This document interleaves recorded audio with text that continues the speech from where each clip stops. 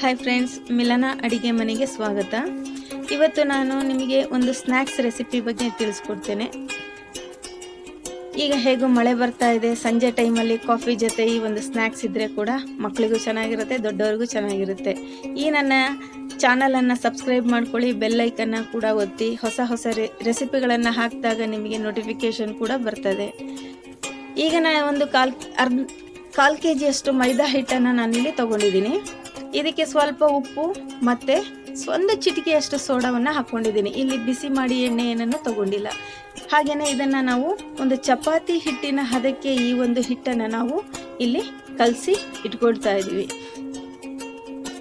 ಹಾಗೆ ಇದಕ್ಕೆ ಇನ್ನೂ ಕಲರ್ಫುಲ್ ಆಗಿರಬೇಕು ಅಂತ ಹೇಳಿದಾಗ ಸ್ವಲ್ಪ ಓಮಿನ ಕಾಳು ಮತ್ತು ಸ್ವಲ್ಪ ಎಳ್ಳನ್ನು ಹಾಕಿ ಕೂಡ ನಾನಿಲ್ಲಿ ಕಲಸಿ ಇಟ್ಕೊಂಡಿದ್ದೀನಿ. ನೋಡಿ, ಈ ರೀತಿಯಾಗಿ ಮುದ್ದೆ ಮಾಡ್ಕೊಂಡಾದ್ಮೇಲೆ ಸ್ವಲ್ಪ ಹಿಟ್ಟನ್ನು ತಗೊಂಡು ಚೆನ್ನಾಗಿ ಲಟ್ಟಿಸ್ಬೇಕು. ಇದ್ರ ಎಲೆ ಬಂದುಬಿಟ್ಟು ತುಂಬ ತೆಳುವಾಗಿ ಇರಬೇಕು. ತೆಳುವಾಗಿದ್ದಾಗೆ ಕ್ರಿಸ್ಪಿಯಾಗಿ ಚೆನ್ನಾಗಿ ಬರುತ್ತೆ. ನೋಡಿ, ಈಗ ತೆಳುವಾಗಿ ಲಟ್ಟಿಸ್ಕೊಂಡಿದ್ದೀನಿ. ಲಟ್ಟಿಸ್ಕೊಂಡ್ಮೇಲೆ ಈ ರೀತಿ ಡೈಮಂಡ್ ಶೇಪಲ್ಲಿ, ನಮ್ಗೆ ಯಾವ ಶೇಪ್ ಆದರೂ ಮಾಡ್ಕೊಳ್ಬೋದು. ನಾನು ಡೈಮಂಡ್ ಶೇಪಲ್ಲಿ ಇದನ್ನು ಕತ್ತರಿಸ್ಬಿಟ್ಟು ಒಂದು ಪ್ಲೇಟಲ್ಲಿ ಸ್ವಲ್ಪ ಮೈದಾ ಹಿಟ್ಟನ್ನು ಪೌಡರ್ನ ಹೇಗೆ ಉದುರಿಸ್ಕೊಳ್ತೀನಿ. ಯಾಕೆ ಅಂತ ಹೇಳಿದ್ರೆ ಒಂದು ಕಟ್ ಮಾಡಿದ ಮೇಲೆ ಅದನ್ನು ಎಲೆಗಳು ಹಾಕಿದಾಗ ಒಂದಕ್ಕೊಂದು ಅಂಟ್ಕೋಬಾರ್ದು ಅಂತ ಹೇಳಿಬಿಟ್ಟು ಈ ಥರ. ನಂತರ ನೋಡಿ, ಒಲೆ ಮೇಲೆ ಎಣ್ಣೆಯನ್ನು ಇಟ್ಬಿಟ್ಟು ಚೆನ್ನಾಗಿ ಫ್ರೈ ಮಾಡ್ಕೊಳ್ತಾ ಇದ್ದೀನಿ. ಸ್ವಲ್ಪ ಬ್ರೌನಿಷ್ ಕಲರ್ ಬರೋವರೆಗೂ ನಾವು ಇದನ್ನು ಫ್ರೈ ಮಾಡ್ಕೋಬೇಕು.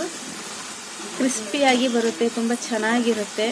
ಹಾಗೆಯೇ ಇದನ್ನೆಲ್ಲ ಫ್ರೈ ಮಾಡ್ಕೊಂಡಾದಮೇಲೆ ನಾವು ಒಂದು ತಟ್ಟೆಯಲ್ಲಿ ಇದನ್ನೆಲ್ಲ ನಾವು ತಗೊಳ್ಳೋಣ.